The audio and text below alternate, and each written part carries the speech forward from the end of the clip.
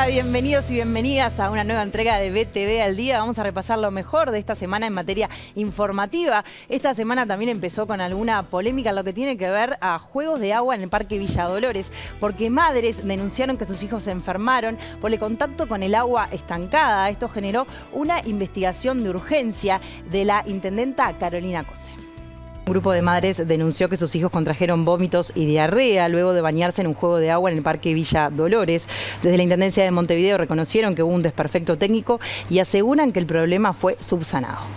Luego de que varios niños tuvieran vómitos, diarrea y fiebre tras bañarse en juegos de agua del recientemente inaugurado Parque Villa Dolores, donde antes estaba ubicado el zoológico, la Intendencia de Montevideo reconoció que se registró un desperfecto técnico. Según la comuna capitalina, se trató de un problema en un filtro de agua. A raíz de que el mismo no funcionaba correctamente, en los juegos permanecía agua estancada. Una vez detectado el desperfecto técnico, se dio inicio a un protocolo de higiene que implicó una limpieza de todo el sistema. Este procedimiento, informó la Intendencia, tuvo una duración de 3 días entre la reparación y la puesta a punto, quedando subsanado el problema el pasado martes. Tras haberse reparado el desperfecto, los juegos fueron habilitados nuevamente. La Intendencia de Montevideo inició una investigación administrativa de urgencia tras la denuncia de varias madres de que sus hijos sufrieron malestares de salud por el mal estado del agua en Villa Dolores.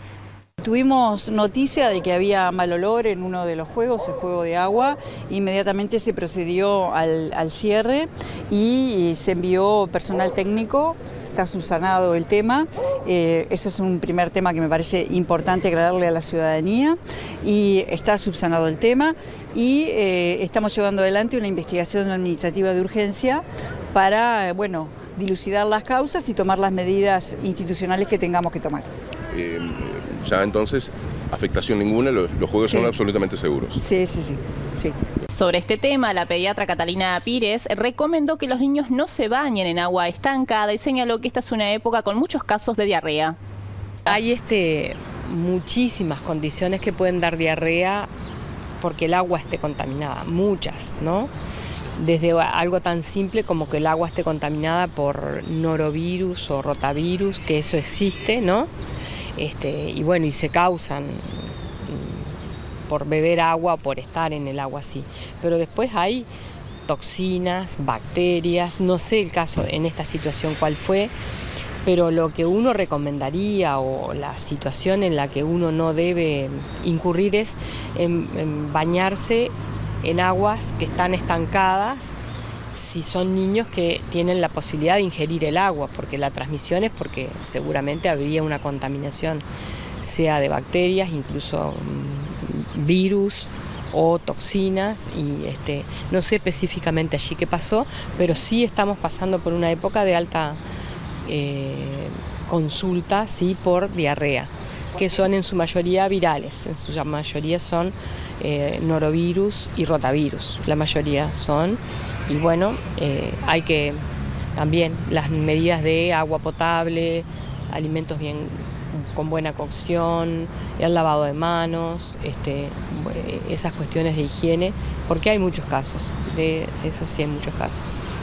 El asesor de seguridad del Ministerio del Interior, Diego Sanjurjo, le respondió al senador del Frente Amplio, Charles Carreras, por sus declaraciones y críticas a las cifras de delitos. En ese sentido, Sanjurjo dijo que lo que plantea Carreras forma parte de un acuerdo político que el Frente Amplio rechazó.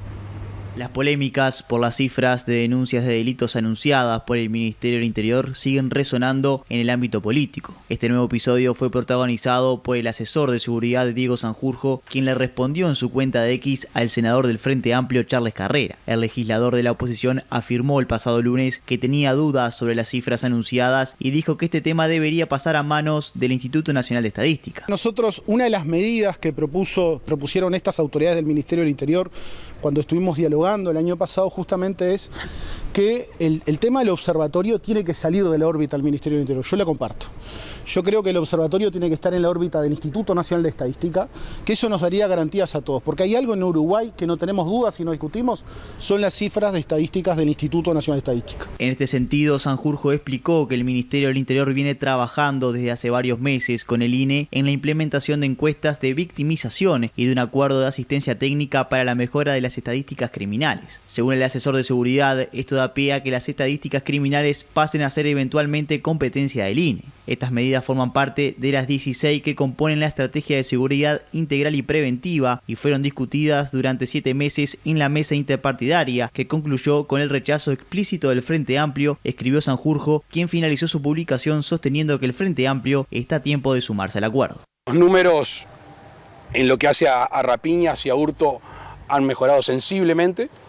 Si uno los compara cuando nos tocó agarrar el gobierno, si bien los homicidios han bajado, obviamente que no estamos conformes. Se está haciendo lo posible, se está combatiendo, los números son buenos, pero estamos hablando de gente. Entonces, cuando las cifras las pasas a gente, cuando pasa este tipo de cosas, es realmente lamentable. ¿Piensa en reperfilar el tema de la seguridad entonces? Vamos a seguir haciendo el mismo trabajo. A ver, el otro día me reuní con el ministro y le pedí datos sobre Durazno, sobre la Cruz de Carrasco y sobre Peñarol.